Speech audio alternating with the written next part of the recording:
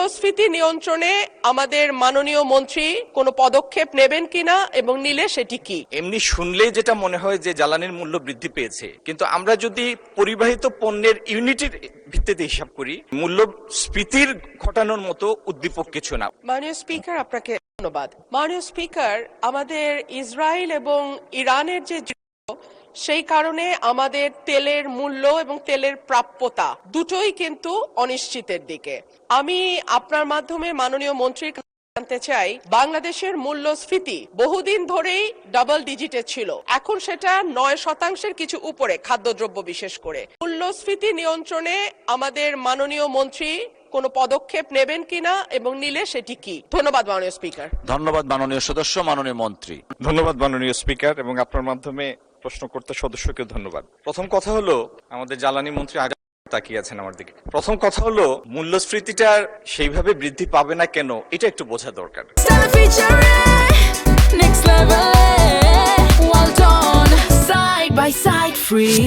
সারা পৃথিবীতে জ্বালানি তেলের মূল্য যে অনুপাতে, যে রেশিওতে বৃদ্ধি পেয়েছে, তার তুলনায় বাংলাদেশের যে মূল্য বৃদ্ধি হয়েছে সেটা নিতান্তই মডেস্ট। আপনি আমেরিকায় স্টেট টু স্টেট ভেরি করে তাদের নিজস্ব ট্যাক্সের কারণে। এই যুদ্ধ শুরু হওয়ার আগে অনেক স্টেটে $2.80 ছিল পার গ্যালন, মানে 4.5 লিটার। সেটি $5 ছাড়িয়ে গিয়েছে বিভিন্ন স্টেটে। এবং আপনি আশেপাশের যে কোনো দেশ অথবা বাংলাদেশের কম্পেয়ারেবল যে কোনো ইকোনমির তুলনা যদি করেন, তাহলে তুলনামূলকভাবে জ্বালানি পেট্রোলিয়াম পণ্যের মূল্য প্রত্যেকটা দেশে অনেক বৃদ্ধি পেয়েছে। এবং বেশিরভাগগুলি দেশে জ্বালানি মূল্য বৃদ্ধির এই প্রক্রিয়াটি অটোমেটেড, মানে এটা স্বয়ংক্রিয়ভাবে ট্রিগার হয়, এটার জন্য সরকারের আলাদা পদক্ষেপ নিতে হয় না। আমাদের এইখানে যে বৃদ্ধিটা হয়েছে ডিজেলের ক্ষেত্রে, 100 টাকার ডিজেলকে আমরা 115 টাকায় নিয়েছি, 15%। আমি শুধু বোঝার জন্য বলছি, মাননীয় স্পিকার, একটা শিল্প কারখানায় তাদের যে কস্ট থাকে, কস্ট অফ প্রোডাকশন, তার মধ্যে 7 থেকে 8% থাকে ম্যানুফ্যাকচারিং সেক্টর ভেদে, 7 থেকে 8% থাকে জ্বালানির মূল্য।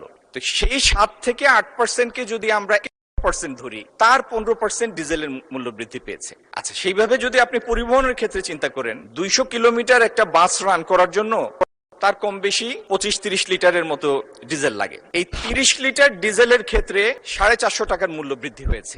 এই 30 লিটার যদি আমি ট্রাকের পণ্য পরিবহনের জন্য হিসাব করি, এই 30 লিটার মূল্যের অভিজ্ঞতা পড়বে 10,000 কেজি পণ্যের উপরে। তার মানে এমনি শুনলেই যেটা মনে হয় যে জ্বালানির মূল্য বৃদ্ধি পেয়েছে, কিন্তু আমরা যদি পরিবাহিত পণ্যের ইউনিটের ভিত্তিতে হিসাব করি, তাহলে সেই বৃদ্ধিটা ওরকম মূল্যস্ফীতির ঘটানোর মতো উদ্দীপক কিছু না, ওরকম কোনো এলিমেন্ট না।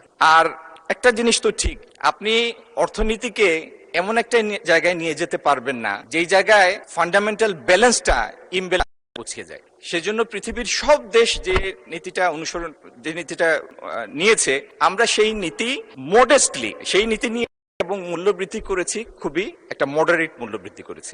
ধন্যবাদ মাননীয় স্পিকার।